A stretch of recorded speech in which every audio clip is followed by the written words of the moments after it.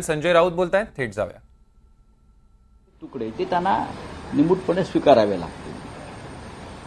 स्वाभिमान, अभिमान, अस्मिता हे विषय संपलेले आहेत त्यांच्या बाबतीमध्ये. कारण मुळातच बेकायदेशीरपणे मुख्यमंत्री केलं, बेकायदेशीरपणे सरकार हातात दिलं, हेच फार मोठ्या गोष्टी आहेत त्यांच्यासाठी. त्याच्यामुळे जे मिळते ते घ्या आणि गप्प बसा ही त्यांची एक भूमिका भारतीय जनता पक्षाची राहील. आणि आपण पहा, मी सांगतोय तेच सत्य राहील. स्ट्राईक रेट हे या विधानसभेत काय असतो जागा वाटपाचं प्रमुख सूत्र असं दिसतंय. कारण लोकसभा निवडणुकीत स्ट्राईक रेट काय असतो स्ट्राईक रेट? स्ट्राईक रेट हा स्ट्राईक रेट कोणामुळे झाला? हा स्ट्राईक रेट भारतीय जनता पक्ष आणि मोदी शहांमुळे झाला. याचं कारण असं आहे, मोदी आणि शहांनी निवडणूक आयोग आणि सर्वोच्च न्यायालयावरती दबाव आणला नसता. आय रिपीट, मोदी शहांनी निवडणूक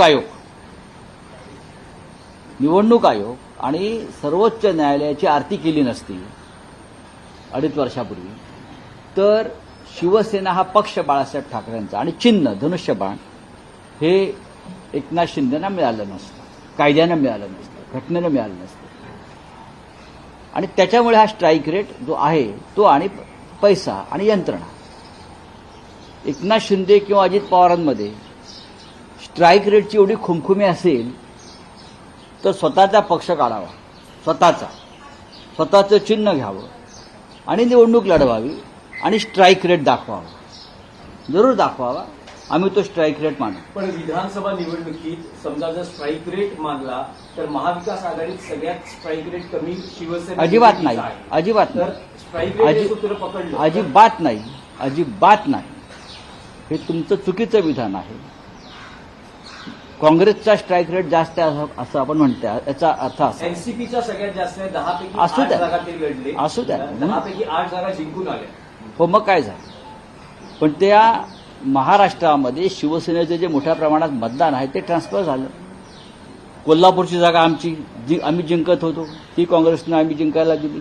अमरावती ही जागा शिवसेनेची, ती आम्ही काँग्रेसला दिली. रामटेक जिंकणारी जागा आम्ही काँग्रेसला दिली. या तिन्ही जागा जर शिवसेनेकडे असत्या तर शिवसेना 100% जिंकली असत्या. या तिन्ही जागा राष्ट्रवादी काँग्रेस, अगदी बारामतीपासून सर्वत्र शिवसैनिकांनी विजयाचं अक्षरशः जीवाचं रान केलेलं आहे. अर्थात काँग्रेस आणि राष्ट्रवादीची मते आम्हाला मिळालेली आहेत मोठ्या प्रमाणात, हे आम्ही मान्य करतो. पण स्ट्राईक रेटचा विषय कुठेच येत नाही. पण राऊत साहेब, विधानसभा निवडणुकीत जागा वाटपात सगळ्यात जास्त जागा महाविकास आघाडीत शिवसेना युबीटी लढवेल का? उद्यापासून त्या संदर्भात आमची चर्चा सुरू होईल. जागा वाटपाची उद्यापासून 18, 19 आणि 20 हे 3 दिवस आम्ही सलग बसणार आहोत, तिन्ही पक्षाचे नेते. आणि त्यातून जे फॉर्म्युला येईल बाहेर, कोणी कुठे लढायचं, तो अंतिम राहील. नाही, पण काँग्रेस म्हणते की ते 125 जागा. काँग्रेस म्हणजे कोण? राहुल गांधी म्हणतायत की खरगे साहेब म्हणतायत? तेवढं राज्यातले नेते तर म्हणत आहेत. बघा, शेवटी काँग्रेसचा निर्णय हा दिल्लीतून घेतला जातो. महाराष्ट्राच्या बाबतीत म्हणा, शिवसेना उद्धव ठाकरे हे हायकमांड आहे. नाही, पण शिवसेनेची या क्षणाची मागणी किती आहे? मागणी असण्याचं काय? जिंकेल त्याची जागा, हीच मागणी. मागणी कशी असते? जो जिंकू शकेल, ज्याची ताकद आहे विधानसभेत जिंकण्याची, लढण्याची, त्याचीच ती जागा राहील. स्वतः अमित ठाकरे यांनी पक्षाच्या बैठकीत इच्छा व्यक्त केली आहे निवडणूक लढवण्याची आणि पक्षाच्या नेत्यांनाही सांगितलं की सगळ्यांनी निवडणूक लढली पाहिजे. अमित ठाकरे यांच्या भूमिकेकडे असं पाहता ते विधिमंडळ राजकारणात येऊ पाहतात, निवडणूक लढवू पाहतात. पहा, लोकशाही आहे, त्यांचा एक राजकीय पक्ष आहे आणि त्या पक्षाचे अध्यक्ष त्यांचे वडील आहेत, बरोबर आहे. त्यांच्या पक्षानं जर निर्णय घेतला असेल निवडणुका लढायच्या आहेत, तर त्या निर्णयावर मी कशाकरता व्यक्त व्हायचं? अमित ठाकरे हे एक तरुण नेते आहेत, त्या पक्षाचे ते प्रमुख नेते आहेत आणि त्यांना निवडणूक लढण्याचा पूर्ण अधिकार आहे.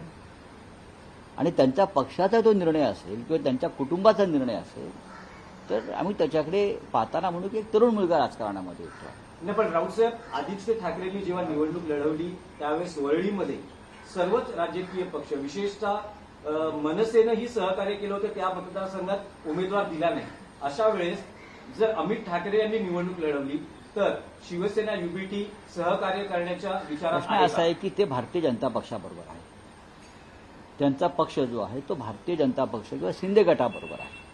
हे तुम्ही लक्षात घेतलं पाहिजे. नाही, पण राज ठाकरेंनी जर स्वबळावर निवडणूक नाही, लढवण्याची मला घोषणा केली. राज ठाकरे कधी स्वबळावर लढत नाही. ते एकतर शिवसेनेला विरोध करणाऱ्या म्हणजे महाराष्ट्राला विरोध करणाऱ्या लोकांबरोबर कायम असतात. हे आतापर्यंत आमचा अनुभव आहे.